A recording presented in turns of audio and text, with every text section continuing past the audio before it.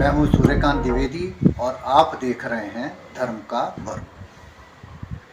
बहुत दिनों बाद आपसे भेंट हो रही है। आमतौर पर हम ये मानते हैं कि शिवरात्रि और महाशिवरात्रि में कोई अंतर नहीं होता है, और बहुत से ऐसे लोग हैं जो महाशिवरात्रि को शिवरात्रि कहते हैं। आज हम इस वीडियो के माध्यम से आपको ये बताना चाहेंगे कि महाशिवरात्रि और शिवरात्रि में क्या अंतर होता है। सावन की शिवरात्रि जो है वो शिवरात्रि ही कही जाती है, लेकिन फागुन मास की शिवरात्रि ये महाशिवरात्रि होती है। सावन की शिवरात्रि को भगवान शंकर जी का विवाह हुआ था, और महाशिवरात्रि यानी फागुन की जो अब 1 मार्च को है, उसका अर्थ बहुत व्यापक है। आप मंदिर में जाते हैं, शिवलिंग देखते हैं, शिवलिंग पर जल चढ़ाते हैं, और फिर जो श्री विग्रह होती हैं यानी मूर्तियां जो होती हैं उनकी पूजा करते हैं। जो फर्क, जो अंतर श्री विग्रह और शिवलिंग में है, वही अंतर शिवरात्रि और महाशिवरात्रि में है। आइए हम आज आपको एक महाशिवरात्रि के महत्व से जुड़ी एक कथा सुनाते हैं, और उसके बाद आप अनुभव करेंगे और आपकी भ्रांति दूर होगी कि फागुन की शिवरात्रि को महाशिवरात्रि क्यों कहा जाता है। हम आमतौर पर ये कहते हैं कि ईश्वर एक है, उसका न रंग है, न रूप है, न आकार है, एक ही ब्रह्म है। सबका मालिक एक, साईं बाबा भी कहते हैं, हम भी मानते हैं, और सब कहते हैं कि ईश्वर एक है। उसको ना देखा जाता है, ना सुना जाता है, केवल अनुभव किया जाता है। आखिर कोई तो है इस पृथ्वी पर, तीनों लोकों में, जो सृष्टि को संचालित करता है। महाशिवरात्रि भी इसी तत्व से जुड़ी हुई है, और इसके बारे में एक सूक्ति भी है, एको ही रुद्रो द्वितीयाय न अस्तु। एक ही रुद्र है, दूसरा कोई नहीं है। अब भगवान शंकर जी के विभिन्न रुद्रावतार हुए हैं, और भगवान शंकर जी को हमने आमतौर पर, या कहें कि अज्ञानतावश, बहुत सरल स्वभाव का माना है। हम ये मानते हैं कि उनकी पूजा में, उनके विधान में, उनके व्रत में सब कुछ चलता है, जबकि ऐसा नहीं है। तो आपको कथा की तरफ ले चलता हूँ। जब सृष्टि पूरी रच दी गई, तो ब्रह्मा, विष्णु, महेश, यहाँ महेश से आज से पुरुष से है, ध्यान रखिएगा, इन सभी को क्या हुआ, अहम हो गया। ब्रह्मा जी बोले भाई मैंने सृष्टि बनाई है, विष्णु जी बोले मैंने इसका पालन किया है, शंकर जी बोले मैं इसका आदि अंत हूँ। कुल मिला के बात ये आई कि सबको अपना अपना अहम हो गया। आपस में वाद विवाद होने लगा। तब अचानक एक ज्योति प्रज्वलित हुई,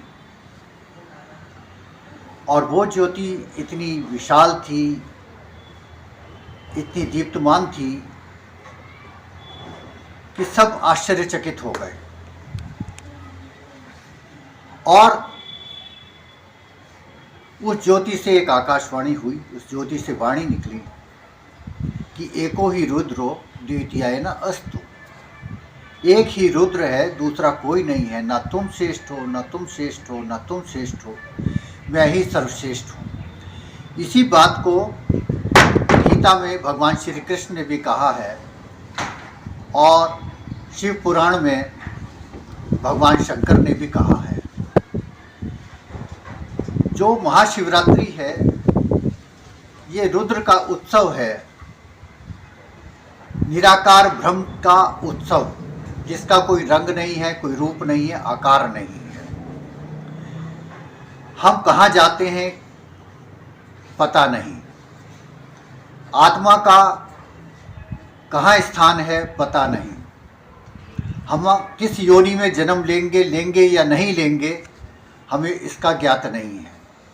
जो अज्ञात है, जिसे जाना नहीं जा सकता, उसका नाम रुद्र है। और वही रुद्र भगवान शंकर हैं, भगवान शिव हैं, और उन्हीं का रुद्राभिषेक किया जाता है। अब हम आपको इसके विधान के बारे में बताते हैं। देखिए, सावन की शिवरात्रि पर आमतौर पर हम लोग व्रत खोलते हैं 3 बजे के आसपास, 3 से 6 के बीच में खोल लेते हैं। महाशिवरात्रि का जो व्रत है, इसको बहुत कठोर साधना से करना चाहिए।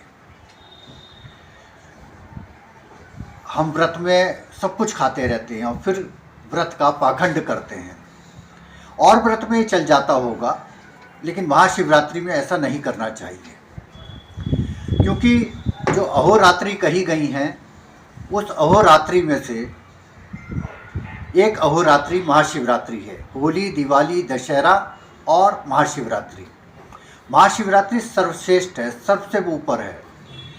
तो इसकी पूजा और आराधना भी थोड़ी सी भिन्न है। अब हम करें क्या?